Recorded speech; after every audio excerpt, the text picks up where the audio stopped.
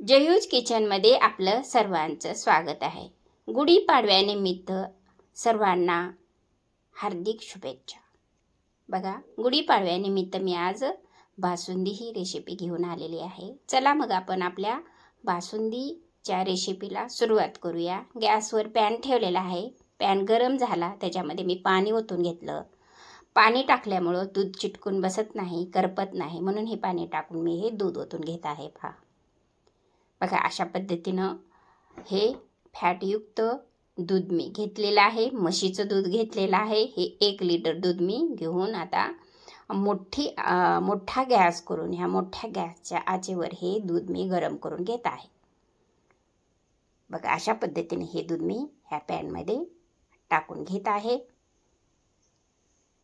आता हे सगळं दूध मी ह्या पॅनमध्ये ओतून घेते आणि मोठा गॅस करून मी हे सगळं दूध गरम करून घेत आहे।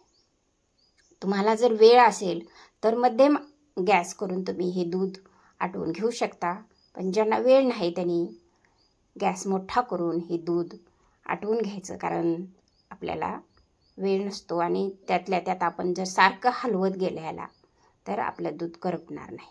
बघा, मी ह्या केसरच्या काड्या पण टाकून घेतलेल्या आहेत ह्या स्टेजला, कारण केसरच्या काड्या ह्या स्टेजला टाकल्या तर आपलं दूध हे कलरफुल होतं। केसरच्या काड्याचा कलर हा पूर्ण दुधामध्ये मिक्स झाले होतो व्यवस्थितरित्या।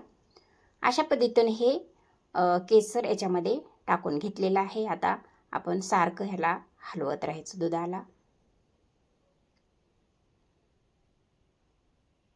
आता हे दूध जसं जसं उकळेल तसं ह्या केसरच्या काड्याचा कलर सगळ्या दुधामध्ये मिक्स होतो आणि आपलं हे दूध कलरफुल दिसायला लागतं। बघा, कलर कसा चेंज झाला दुधाचा लगेच।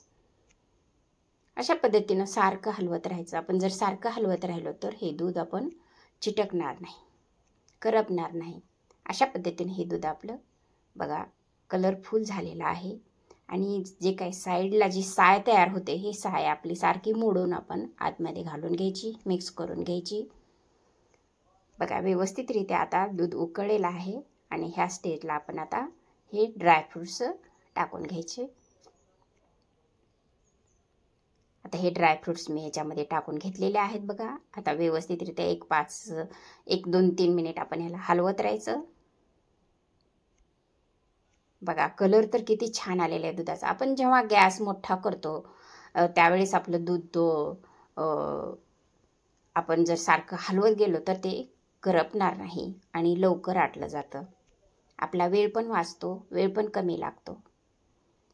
अशा पद्धतीने हे दूध मी शिजवून घेतलेलं आहे व्यवस्थितरित्या आणि त्याच्यामध्ये मी हे साखर टाकून घेतलेली आहे। 1 लिटर दूध आहे। 1 लिटर दुधाला मी जवळपास 40 ग्राम साखर टाकलेली आहे, कारण जास्त गोड कोणी खात नाही म्हणून मी थोडीशी कमी साखर टाकलेली आहे। पण तुम्ही टाकत असताना जवळपास 50 ते 60 ग्रॅम साखर टाकू शकता। ज्याच्या त्याच्या आवडीनुसार हे साखर आपण टाकू शकतो। कुणाला गोड आवडतं, कुणाला कमी आवडतं। अशा पद्धतीनं स्वतःच्या सोयीनं साखर टाकून घ्या। आता हे गॅस मोठा केलेला आहे आणि आता हे मी सारखं हलवत आहे। आपण सारखं हलवत गेलो तर हे आपलं दूध खाली बुडाला चिटकणार नाही, करपणार नाही, याची काळजी आपण घेतली पाहिजे। अशा पद्धतीने हे आपलं दूध बघा कसं घट्ट झालेलं आहे। आता कलर पण छान आलेला आहे आणि दुधाची कन्सिस्टन्सी पण पहा किती व्यवस्थित आलेली आहे। बासुंदी करत असताना जास्त पातळ पण ठेवायचे नाही आणि जास्त घट्ट पण करायचं नाही, कारण जेव्हा दूध थंड होत जातं त्यावेळेस हे बासुंदी घट्ट होत जाते। त्यामुळे आपण थोडीशी पातळ असतानाच आपण हे बासुंदी काढली पाहिजे। त्याच्यामध्ये आता मी हे विलायचीची पावडर टाकून घेतली 1 चमचा।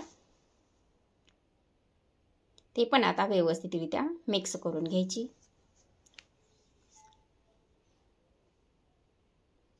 बघा, अशा पद्धतीने ही आपली बासुंदी तयार झालेली आहे। आता हा आपली बासुंदी तयार झालेली आहे, आपली रेडी झालेली आहे। चला मग आपण आता सर्व करून घेऊ। 1 बाउल घेतला, बाउलमध्ये मी बासुंदी टाकून घेत आहे।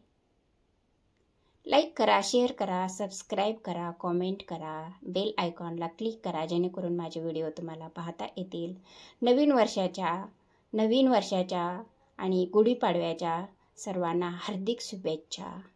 चला पुढच्या व्हिडिओमध्ये भेटू.